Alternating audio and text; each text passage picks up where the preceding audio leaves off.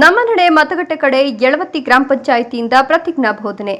ಬರುವ ಮೇ 7ರಂದು ನಡೆಯುವ 2ನೇ ಹಂತದ ಲೋಕಸಭಾ ಚುನಾವಣೆಯಲ್ಲಿ ಪ್ರತಿಯೊಬ್ಬ ಮತದಾರರು ಮತ ಚಲಾಯಿಸಬೇಕು ಎಂಬ ಉದ್ದೇಶದಿಂದ ಗದಗ ಜಿಲ್ಲೆಯ ಲಕ್ಷ್ಮೇಶ್ವರ ತಾಲೂಕಿನ ಯಳವತ್ತಿ ಗ್ರಾಮ ಪಂಚಾಯಿತಿ ವತಿಯಿಂದ ಗ್ರಾಮದ ಚಾವಡಿ ಮತಗಟ್ಟೆ ಸಂಖ್ಯೆ 3ರಲ್ಲಿ ಮತದಾರರಿಗೆ ಮತದಾನ ಕುರಿತು ಪ್ರತಿಜ್ಞಾ ವಿಧಿ ಬೋಧಿಸಲಾಯಿತು ಮತ್ತು ಮತಗಟ್ಟೆಯ ಪರಿಚಯ ಮಾಡಿಸಲಾಯಿತು.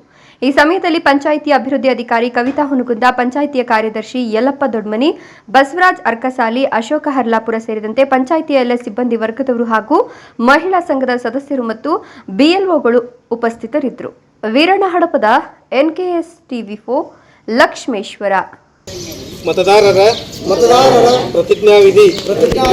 ಪ್ರಜಾಪ್ರಭುತ್ವದಲ್ಲಿ ದೃಢ ವಿಶ್ವಾಸವುಳ್ಳ ಭಾರತದ ಪೌರರಾದ ನಾವು ನಮ್ಮ ದೇಶದ ಪ್ರಜಾಸತ್ತಾತ್ಮಕ ಸಂಪ್ರದಾಯಗಳು ಮತ್ತು ಮುಕ್ತ ನ್ಯಾಯಸಮ್ಮತ ಮತ್ತು ಶಾಂತಿಯುತ ಚುನಾವಣೆಗಳ ಘನತೆಯನ್ನು ಎತ್ತಿ ಹಿಡಿಯುತ್ತೇವೆಂದು ಮತ್ತು ಪ್ರತಿಯೊಂದು ಚುನಾವಣೆಯಲ್ಲಿ ನಿರ್ಭೀತರಾಗಿ ಮತ್ತು ಧರ್ಮ ಜನಾಂಗ ಜಾತಿ ಮತ ಭಾಷೆ ಅಥವಾ ಯಾವುದೇ ಪ್ರೇರೇಪಣೆಗಳ ದಾಕ್ಷಿಣ್ಯಗಳಿಂದ ಪ್ರಭಾವಿತರಾಗದೆ ಮತ ಚಲಾಯಿಸುತ್ತೇವೆಂದು ಈ ಮೂಲಕ ಪ್ರತಿಜ್ಞೆ ಸ್ವೀಕರಿಸುತ್ತೇವೆ.